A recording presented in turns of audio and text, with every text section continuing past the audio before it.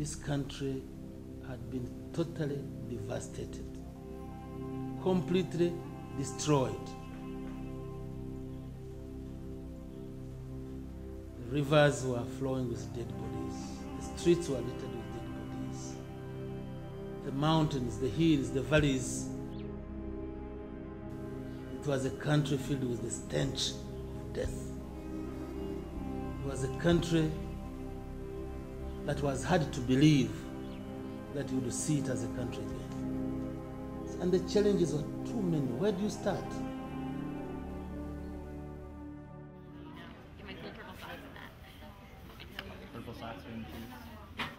In high school and everything, I developed a huge interest in the Holocaust as a genocide. That whole area had a heavy influence on the way I kind of think about everything now. But the interesting thing is I never learned anything about any other genocides. And so this opportunity came up and I was like, huh.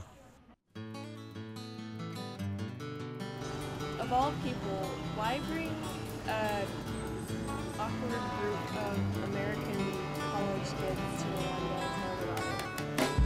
Through the summer program, our objective is to first let people discovering Rwanda and notice how it was during the genocide. In the summer of 2009, I joined a group of fellow college students from Nebraska and Missouri going to study abroad in Rwanda. We didn't know each other before the trip, and each of us had our own reasons for wanting to study the darkest period in Rwanda's history.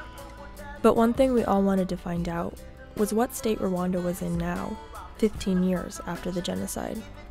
It's a country where you can't walk 2 feet without seeing someone who was affected, whether they survived or participated.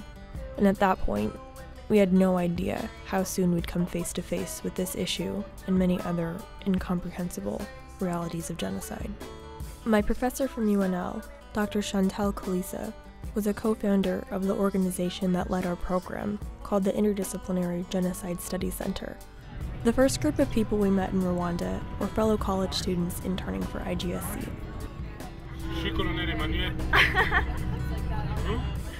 Technically, their assignment was just to help us function and stay out of trouble, but they made their biggest impact as our friends and unofficial teachers.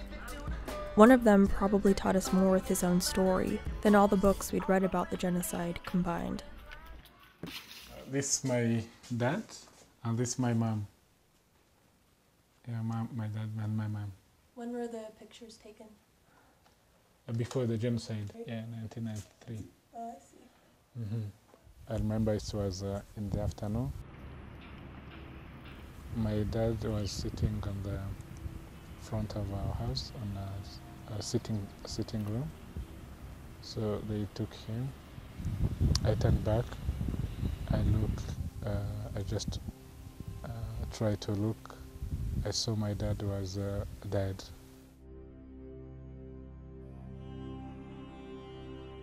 Our last born that we liked to pray together was no longer with them, was being killed. My mom, I loved my mom so much, was not there. I wished to, even me, I wished to die. Yeah, that was my wish. Many people could come all over the village coming here just to get saved. But they saw that maybe if they come into this church, they will get saved. So.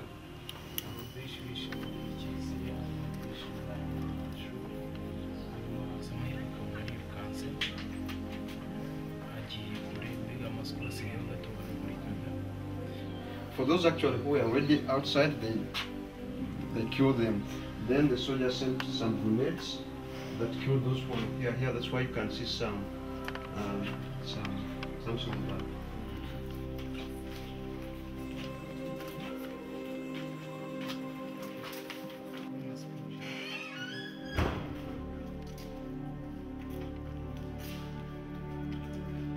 I don't know, the fact that there's so many remnants of what happened here, because it was only 15 years ago, that's what makes it tangible, I guess, and kind of haunting.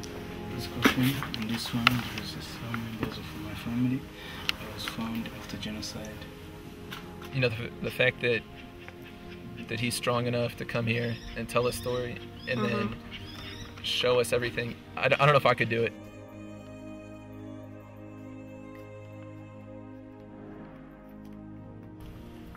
there were almost approximately 50,000 people that were being brought by the leaders around by then in order to get them collected here and kill them.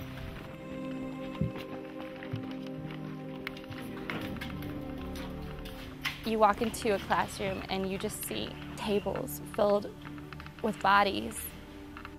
After the massacre, lime was poured on the mass graves to cover up the smell, which incidentally preserved the bodies frozen in the positions that they died in.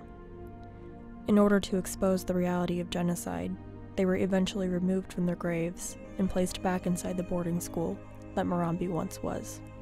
There was one that I distinctly remember where the hands were like, the arms were outreached, and it was like asking for help. It was like, and I just saw that and I was like, nobody came to help them. And they're frozen like that forever. I feel like for each of those skulls that we see, you know, every single one, I want to apologize. So. They didn't want to send American troops to Rwanda and risk American lives in Rwanda, yet we were willing to risk Rwandan lives. We didn't value them as much as our own. And I think Rwanda teaches us that you can't place people on a scale.